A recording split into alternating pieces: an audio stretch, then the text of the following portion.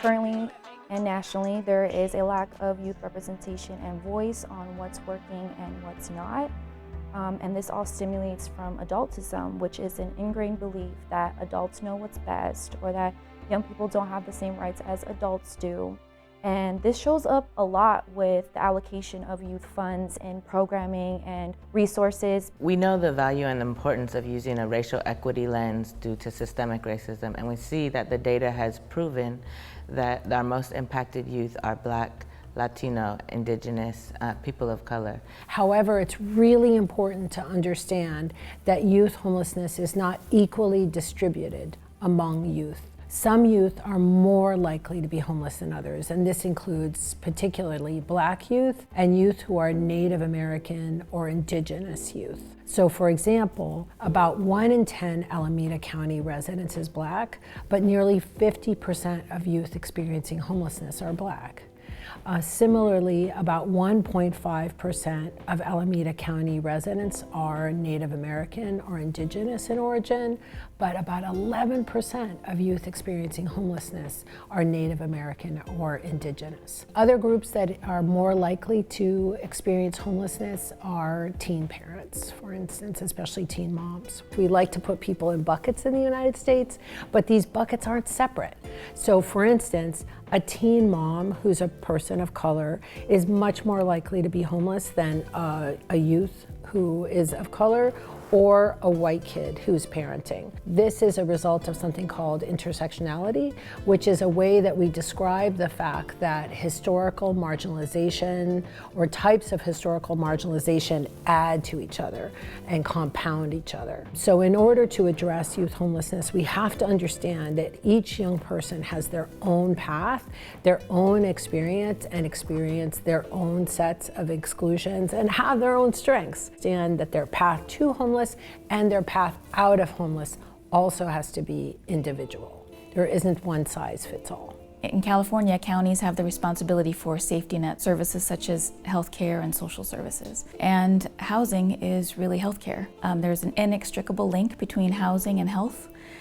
People need access to safe, affordable, clean, healthy housing in order to be their healthiest selves. Our county had implemented Vision 2026 back in 2016, a 10-year plan for the vision for our county. And among the priorities in that Vision 2026 is eliminating homelessness. The Office of Homeless Care and Coordination is really about providing direct services and also coordinating the services that are provided by all the stakeholders who have an interest and a desire to reduce homelessness. In order to kind of get us on the same plan, we created Home Together 2026. It sort of aligns with Vision 2026 to reduce homelessness significantly over that 10-year period. But it's a roadmap. It says we need this many types of housing at this many types of services, very targeted to specific populations, to our specific homeless population, to make meaningful reductions in homelessness.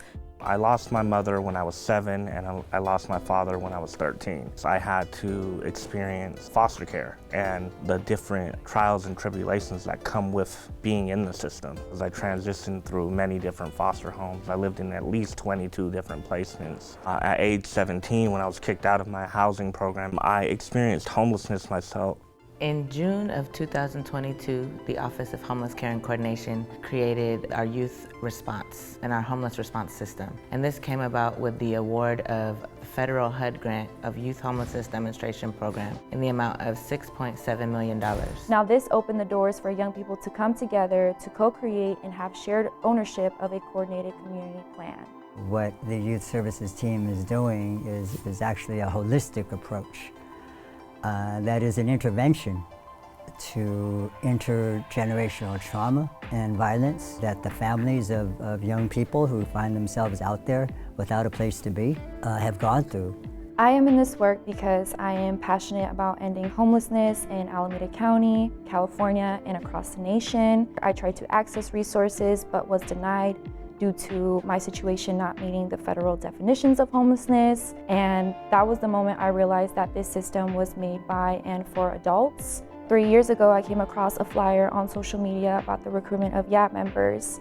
And that's where I met Hannah, and she would constantly tell us the YAB is what you want it to be. And so I knew that that was a space for me to become a successful leader, community organizer, and advocate. Leading that youth response is our Youth Advisory Board, which really is a mechanism for working with young people who have lived experience of homelessness and housing insecurity to support leading the efforts around ending youth homelessness. If you don't have parents, technically the state is your parents, so you got to utilize them and make sure you take all the resources that are out there for you because you're entitled to that. I first got linked up with a mentor during my 7th grade year from a program called Be a Mentor. I was able to meet someone that was very like-minded, made me identify my passion to support and mentor others in the future. The Alameda County's YAB is a prime example of one of the many ways young people with expertise are defining and advocating for solutions.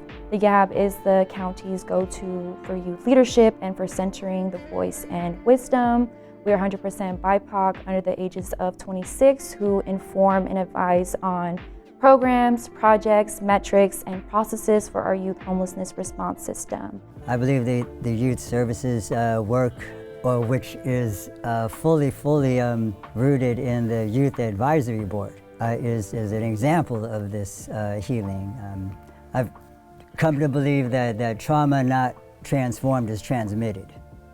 And the way that we transform trauma is by giving those who have experienced trauma real empowerment, voice, and choice.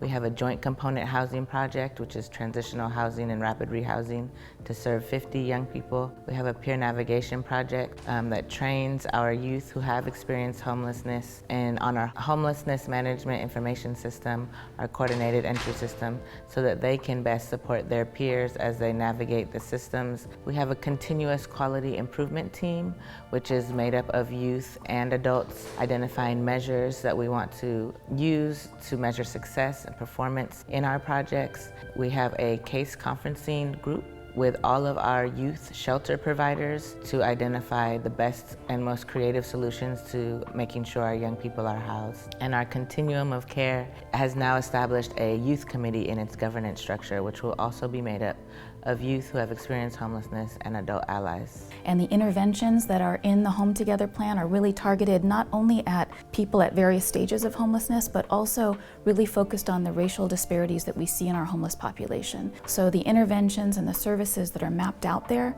are a roadmap for all of us to follow as we look at investing in homelessness response services. So it's what can cities do when they're citing homelessness services. It's what can nonprofit organizations do when they're providing homelessness services. It's what can the county do as we're coordinating our whole homelessness system of care.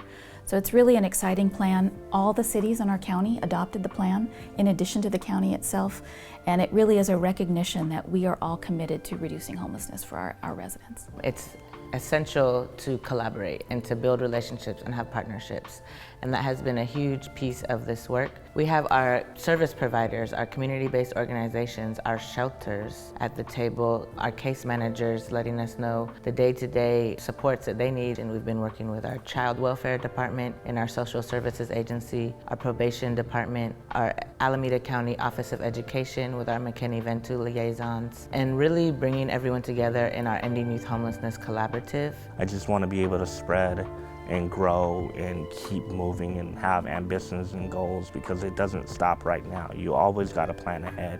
And I really just want to continue supporting people in this work. And it's not just about developing new ways and removing obstacles to getting youth a place to be, but also how do we sustain ourselves for the long haul for this fight? Because the systems that have made it, that we have to fight this hard, are still there.